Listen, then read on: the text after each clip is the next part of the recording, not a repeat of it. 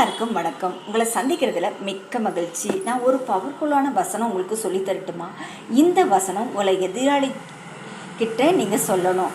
பைபிள்லேருந்து ஒரு வசனம் நம்ம வாசிக்கலாம். மீகா 7ஆம் அதிகாரம் 8ஆம் வசனம். என் சத்துருவே, எனக்கு விரோதமாக சந்தோஷப்படாதே. நான் விழுந்தாலும் எழுந்திருப்பேன், நான் இருளிலே உட்கார்ந்தால் கர்த்தர் எனக்கு வெளிச்சமாய் இருப்பார். அதே ஆங்கிலத்தில் வாசிக்கலாம். நம்ம Rejoice not against me, who my enemy. When I fall, I shall arise.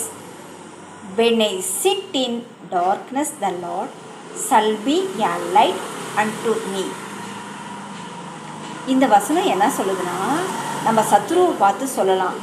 என்ன சொல்லுன்னா, சந்தோஷப்படாத, நான் விழுந்தா கூட எந்திரிப்பேன், நான் இருளில் உட்கார்ந்துருந்தா கூட கர்த்தர் எனக்கு வெளிச்சமாக இருப்பார் அப்படின்னு சொல்லிட்டு நம்ம சொல்லலாம்.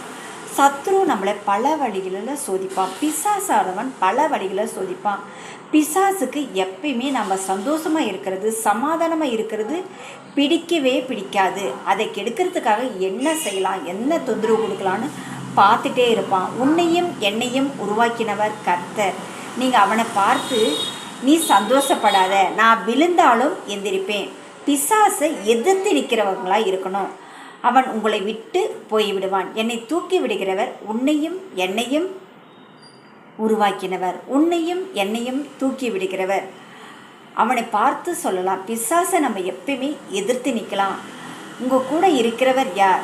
சர்வ வல்லமையுள்ள தேவன் இருக்கிறார். அதனால் நம்ம பயப்படவே தேவையில்லை. கர்த்தர் நம்ம கூட இருக்கும்போது நாம் ஏன் பயப்படணும்? பயப்பட தேவையில்லை இல்லையா? இன்றைக்கி உங்கள் வாழ்க்கையில் இருளாகவே இருக்கிறது. என் வாழ்க்கையில் எல்லாமே பிரச்சனை, எல்லாமே போராட்டம், எல்லாமே எனக்கு எதிராக தான் இருக்குது.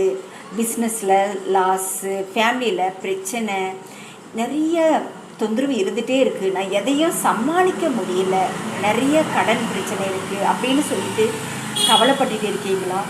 அந்த இருளாக இருக்கிற வாழ்க்கையை கர்த்தர் ஒரு நாள் கண்டிப்பாக வெளிச்சமாக மாற்றுவார். கர்த்தர் எதிர்பார்க்கறது விசுவாசம் மட்டும்தான். நம்ம கர்த்தரை விசுவாசிச்சிங்கன்னா நம்ம இருளாக இருக்கிற வாழ்க்கையை வெளிச்சமாக மாற்றுவார். பிசாசை பார்த்து இந்த வசனத்தை நம்ம சொல்லிட்டு போயிட்டே இருக்கலாம். ஆமேன். Bye friends.